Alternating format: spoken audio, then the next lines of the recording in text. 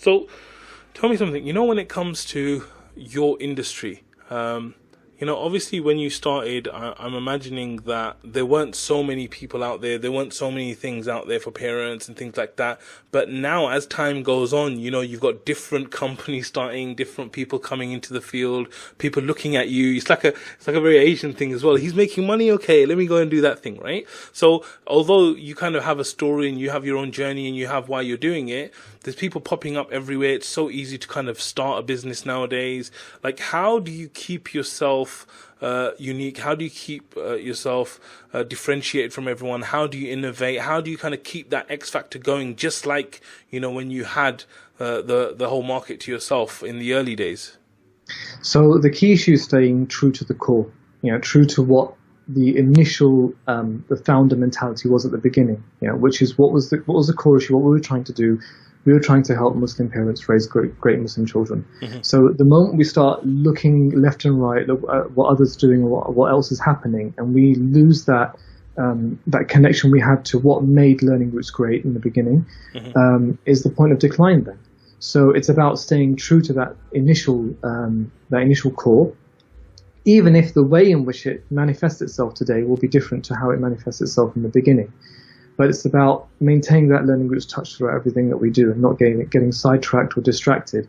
And personally, I like it. I like the fact that we have competition. In fact, I've been wanting it for a long time because I think that first of all, there's just a need in this market. It's so empty that, we can't fill it ourselves. We need others to come in and help this movement because, at the end of the day, it's our children who are going to benefit. And that's what we want. So I'm happy with that. And plus, of course, competition is always healthy. So you're going to have, bits you get inspired by, like, okay, I didn't see that. That was really good. Okay, mashallah, great. And how can we make it even better? If someone's discovered something, then let's say, okay, how can we make that experience even better? Not to copy it. I'm not a fan of that kind of thing. But I'm definitely there to say, okay, if we didn't stumble upon something first, it doesn't mean we can't actually improve the offering that's currently there. Okay, amazing. So, what kind of advice would you give to people who are like leaders, people who are developing businesses or trying to grow their business or grow their product? Because I see you as someone who has a lot of knowledge about a lot of different things in business. Like, we're part of a lot of the similar mastermind groups. We've been through a lot of the same kind of content and things like that. So what's the kind of big kind of ideas, the big gems that you kind of got for these things that you would give as advice to other people? Two things I'd say. First is having absolute clarity about what you want to do. Because if you're not clear, then it will show. It will really show. You'll start to get distracted. You'll try a new business model. You try a new idea, and you'll just get distracted. So being absolutely clear, envision it, see it live. Like, just close your eyes and see if you can actually imagine and see what your vision actually looks like. After your contribution has now been given to the world, what does it look like? Yeah. Well, how do you feel? How do people feel? What does that actual product look like? What is it doing for people? How is it changing their lives?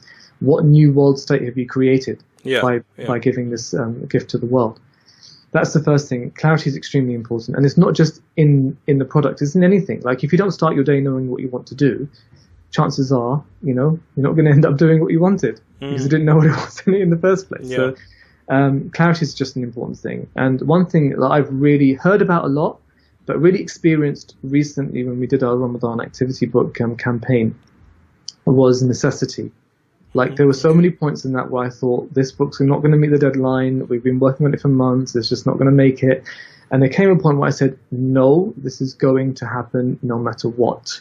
And I'm going to just do whatever it takes to make sure it happens. And raising that bar of necessity is extremely, extremely important to make sure things can, happen. And extending it, not just from a product, but to your business and to your life. Now, I'm not going to settle for second best here. This is going to happen, and it's going to happen now. There's a real deep conviction that you hold in your heart, and it manifests itself in everything that you do. And I really think that from necessity you'll have clarity, from necessity you'll get energy, from necessity you'll get productivity, and you'll get all the elements that you need to make sure that thing happens. But necessity is extremely important. You've got to literally say, it's this or nothing. I'm going to make it happen. Yeah, that's wonderful, mashallah, because clarity, like you said, once you're clear on where you're going, then it's just a case of getting it done, and that necessity will breed that action and stuff. So that's amazing.